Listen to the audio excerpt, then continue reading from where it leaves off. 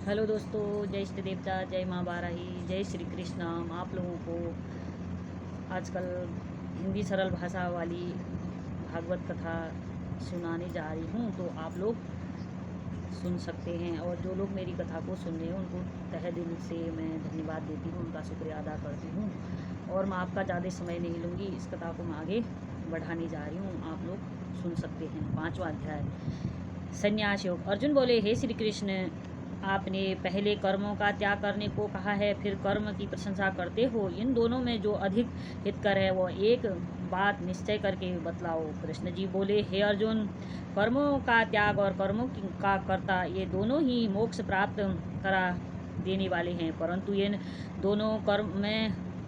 दोनों कर्मों में त्याग से कर्म योग हितकर है। जो किसी से द्वेष नहीं रखता और न किसी पदार्थ की इच्छा ही करता है, वही नित्य सन्यासी है। सन्यास और योग को मूर्ख लोग ही अलग अलग कहते हैं। जो इन दोनों में से एक में भी अच्छी तरह स्थिर हो जाता है, उसको दोनों का फल प्राप्त होता है। ज्ञान योगियों को जो स्थान मिलता है, वही स्थान कर्म योगियों को भी प्राप्त होता है। कर्मयोग के बिना संन्यास का प्राप्त होना दुष्कर है। कर्म करने वाले मुनिजनों को ब्रह्म प्राप्त होने में विलंब नहीं लगता। कर्म योग युक्त शुद्ध अंतकरण वाला मन तथा इंद्रियों को जीतने वाला कर्म करता हुआ भी कर्म फल में लिप्त नहीं होता। योग युक्त तत्व वेता पुरुष देखते हैं, सुनते हैं, स्पर्श करते हैं, सूंघते हैं, खाते हैं, चलते हैं, श्वास लेते हैं, तो भी यह नहीं मानते हैं कि मैं कुछ भी नहीं करता। वो बोलते हैं, त्यागते हैं और ग्रहण करते हैं, मूंदते हैं, और परंतु यही मानते हैं कि मैं कुछ भी नहीं करता। और यह मन में धारण करते हैं कि इंद्रियां भी अपने अपने विषयों की वर्तती है। प्राणी ब्रह्म में अर्पण कर संग को त्याग कर्म करता है। वह पाप में इस प्रकार लिप्त नहीं होता जैसे कि कमल पत्र पर जल नहीं ठहरता। योगी जन शरीर से, मन से, बुद्धि तथा इंद्रियों की आसक्ति से रहित होकर आत्म शुद्धि के निमित्त कर्म करते हैं। योग युक्त पुरुष कर्म फल को त्याग कर मोक्ष रूप शांति का लाभ प्राप्त करता है, और जो योग रहित है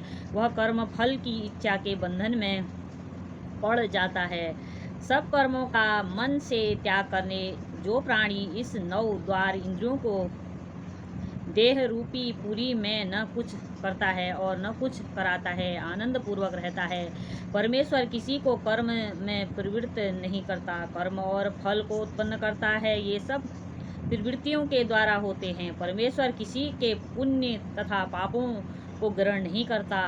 ज्ञान जो अज्ञान से आच्छादित है, उससे जीव मोह को प्राप्त होते हैं, परंतु आत्मज्ञान के द्वारा जिसका ज्ञान नष्ट हो गया है, उसका वह आत्मज्ञान परमेश्वर के रूप में ऐसा प्रभावित करता है जिस प्रकार सूर्य संपूर्ण संसार को प्रकाशित कर देता है। उसी परमात्मा में जिन मनुष्यों की बुद्धि स्थिर है और उसी में मन को लगाए रहते हैं, और जो सदा उसी के चिंतन में लगे रहते हैं, ज्ञान द्वारा जिनके सब पाप नष्ट हो गए हैं, वे इस संसार में पुनः जन्म नहीं लेते, लेकिन ब्रह्म निर्दोष और सर्वत्र समान है, इसीलिए वे ब्रह्म को प्राप्त हो जाते हैं। जो प्रिय पदार्थ को पाकर प्रसन्न और अप्रिय पदार्थ को पाकर खिन्न नहीं होते, ऐसे स्थिर बुद्धि वाले मोह रहित ब्रह्मवेता ही ब्रह्म में स्थिर जानो। जो बाहरी पदार्थों में चित्त को आसक्त नहीं होने देता, वही आत्म सुख का अनुभव करता है। इंद्रियों के स्पर्श से जो भोग किए जाते हैं, वे वस्तुतः दुखदायी होते हैं, उनका आदि भी और अंत भी है। ज्ञानी लोग ऐसे भोगों में रत नहीं होते। शरीर छूटने के पहले जो मनुष्य काम और क्रोध के वेग को सहन करने में समर्थ होता है, वह योगी और सच्चा सुखी है। जो योगी आत्म सुख से सुखी, अंतरात्मा के आनंद से आनंदित और अंतर्ज्योति से ही प्रकाशित है, वह ब्रह्म रूप को, ब्रह्म निर्वाण को प्राप्त होता है। मन के वेग को जिसने रोक लिया, ऐसे आत्मज्ञानी योगियों को ब्रह्म निर्वाण सहज ही प्राप्त हो जाता है। बाहरी पदार्थ के संयोग से अलग रहकर दोनों भवों के बीच में दृष्टि लगाकर नासिका के भीतर चलने वाली प्राणवायु तथा अपान वायु को सम करके इंद्रियों और और बुद्धि को वश में करके इच्छा, भय तथा क्रोध को त्यागने वाले योगी जन जीवन मुक्त हैं, जो मुझको सब यज्ञों और तपों का भोक्ता, संपूर्ण लोकों का स्वामी और सब प्राणियों का मित्र जानते हैं। उन्हीं को शांति प्राप्त होती है। 6वां अध्याय आत्म संयम योग।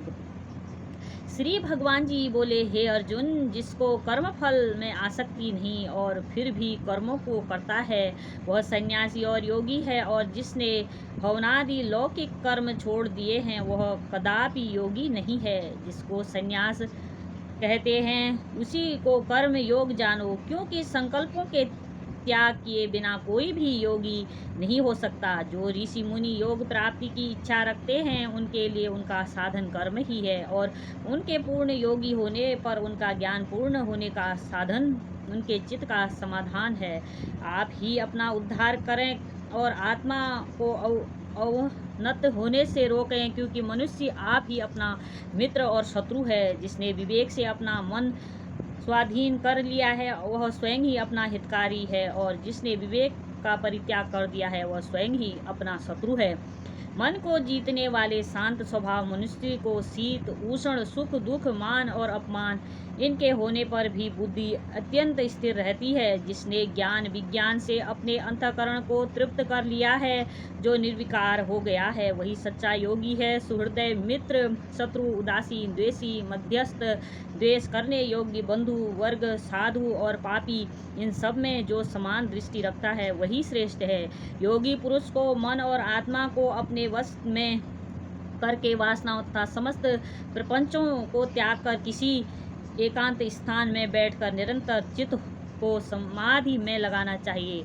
आत्म शुद्धि के लिए योग करना अति उत्तम है। शरीर, मस्तक और गर्दन को सम करके अचल होकर स्थिर होवें और अपनी नासिका के अग्रभाग को देखता हुआ सब दिशाओं से अपनी दृष्टि हटाए रहे। भय रहित होकर शांत चित्त से ब्रह्मचर्य व्रत का पालन करें। मन को रोककर मुझ में ही लीन होकर मन को योग में लगावें। इस प्रकार मन को वश में रखने वाले योगी के निरंतर योगाभ्यास करते रहने से मुझ में रहने वाले को निर्माण पद की प्राप्ति होती है। जो अधिक भोजन करता है या अनेक दिन उपवास करता है, जो बहुत देर सोता या जागता रहता है, उसको योग प्राप्त नहीं होता।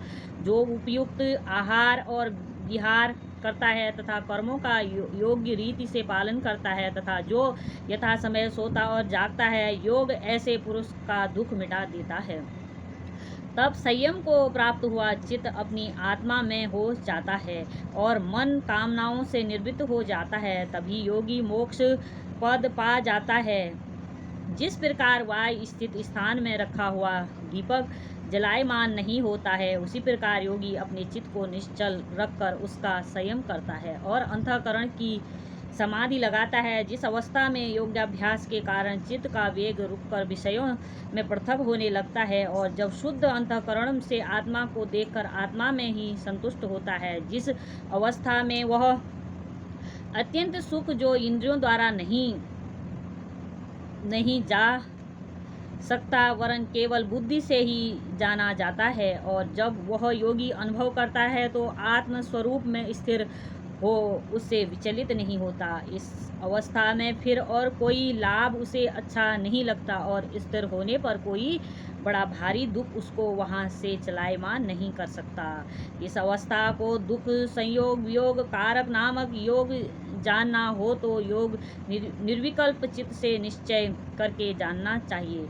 संकल्प से उत्पन्न होने वाला समस्त कामनाओं को त्याग कर और मन ही मन में संकल्प इंद्रियों को चारों ओर से रोककर धैर्य के साथ बुद्धि को अपने अधीन कर धीरे धीरे विषयों से दूर हटा लें और भली भांत मन को आत्मा में स्थिर करके किसी वस्तु की इच्छा न करें और चंचल मन जिधर जिधर जाए उधर से इसको हटाकर आत्मा के वश में करना चाहिए। इस प्रकार शांत चित्त तथा रजोगुण से रहित निष्पाप तथा ब्रह्म स्वरूप योगी को उत्तम सुख प्राप्त होता है। इस रीति से निरंतर योगाभ्यास करने वाला योगी समस्त पापों से छूटकर सहज ही उस परम सुख को पा लेता है जो ब्रह्मा के संयोग से प्राप्त होता है। जिसका मन योग में स्थिर हो गया है, उसकी दृष्टि भी सर्वत्र समान हो जाती है और वह सब प्राणियों में अपने को और अपने में सब प्राणियों को देखता है। जो सब प्राणियों में मुझको और मुझ में सब प्राणियों को देखता है, उसमें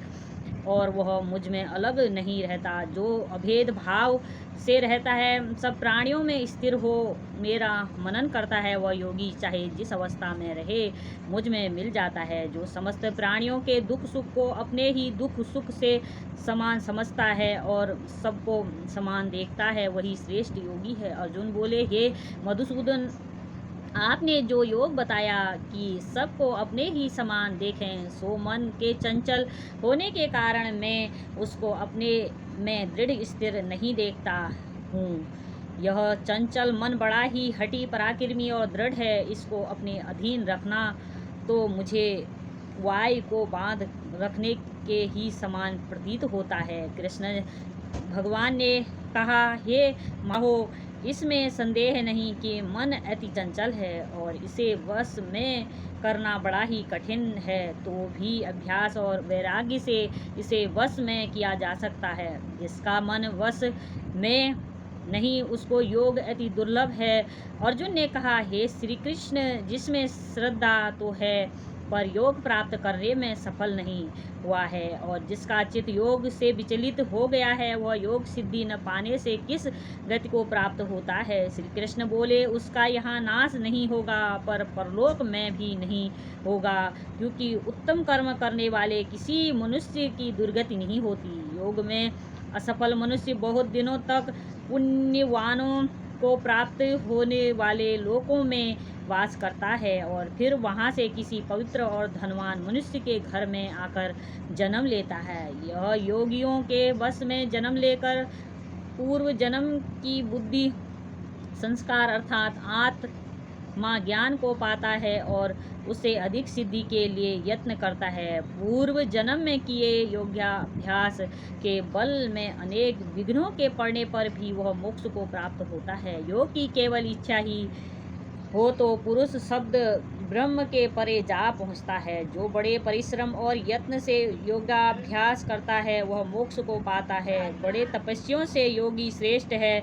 जो शुद्ध होकर अनेक जन्मों में परिश्रम करके सफल होता है और ज्ञानियों से भी योगी श्रेष्ठ है। इसीलिए तुम योगी बनो, केवल मुझ में ही मन लगाकर योग प्राप्ति के लिए जो मेरा भजन करता है, उसको समस्त योगियों में से मैंने अत्यंत श्रेष्ठ माना है। धन्यवाद आप सभी लोगों का।